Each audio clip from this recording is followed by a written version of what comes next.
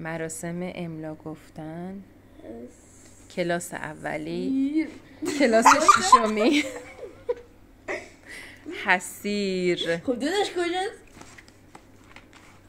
این چه املایی آخه داری نگاه میکنی؟ ممنونم. نکن خان تو صفم میذارم. آره تو غلط می‌نویسی باز منم.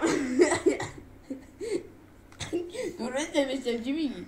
یه لحظه بایست. حسید. حسیر. چقدر خوشگل با سه ساد، با سه ساده. دیدی گفتم اشتباه می‌نویسی. تو خودت 1000 تا نگاه کن چه خط زشتی دارم من مخلصم. حسید. حسیر.